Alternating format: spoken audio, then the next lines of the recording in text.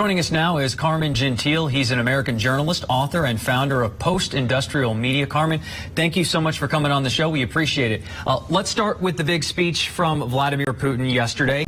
He claimed 15% of Ukraine as now part of Russia. This, of course, after Moscow held what critics are calling sham referendums. The head of NATO calling Russia's most recent actions the most serious escalation of the war since it started. Putin also, of course, upping his nuclear rhetoric recently. So are we really at a point where it's not a matter of if, but when NATO countries are drawn into this conflict? I think what we're looking at right now is a 2022 version of what the 2003 mission accomplished declaration was when George Bush arrived on the aircraft carrier after the initial invasion of Iraq, when we thought that everything was sewn up. The difference now being that this is the post-truth version of that.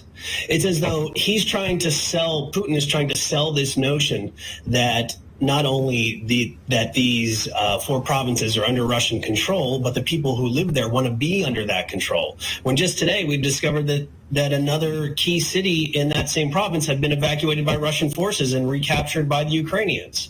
So will NATO be drawn into this conflict?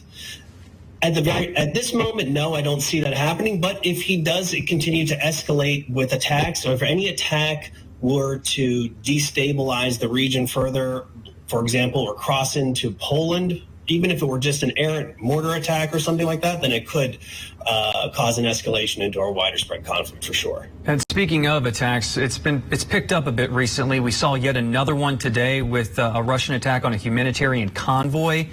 It's the second such attack that's been reported on civilians in recent days. These civilians trying to flee areas where the conflict is still very much present. The first attack happening in Zaporizhia, one of the places Russia annexed from Ukraine. So what do these attacks say about Putin's overall strategy? Is he looking to really ramp up this conflict at this point?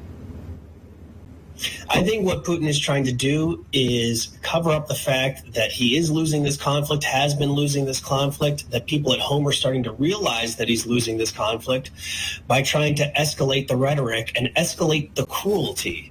And in doing so, his thought being that it will break the spirit and the will of the Ukrainian people. Clearly, that's not going to happen.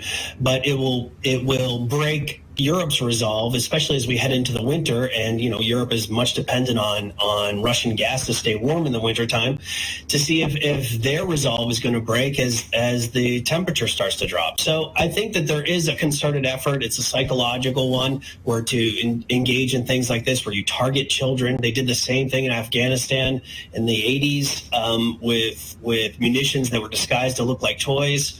So they will do just about anything to achieve a goal, and especially now with Putin's back against the wall and looking and feeling so desperate and cornered, I think anything is possible. Absolutely. And all the while, Ukraine's president, Volodymyr Zelensky, is again pushing for fast-track membership into NATO. What does that application process look like, and does Ukraine have a legitimate chance to actually join this alliance? Joining NATO at this point would be construed by Putin as the kind of aggressive maneuver by NATO that it might trigger him to say, well, then everything's off, all bets are off. I consider that to be the kind of act of aggression that warrants a nuclear strike, be it in Ukraine or elsewhere. I don't think that right now there's enough stomach to have them to make that move, to have them go to become a part of NATO. It's a very rigorous process. Everybody has to be in agreement. There already has been some disagreements just recently about the inclusion of other countries into NATO by Turkey.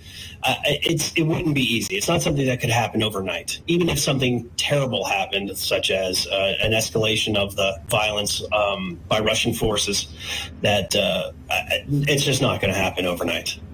Journalist, author, and founder of Post-Industrial Media, Carmen Gentile. Thank you as always for your time, sir.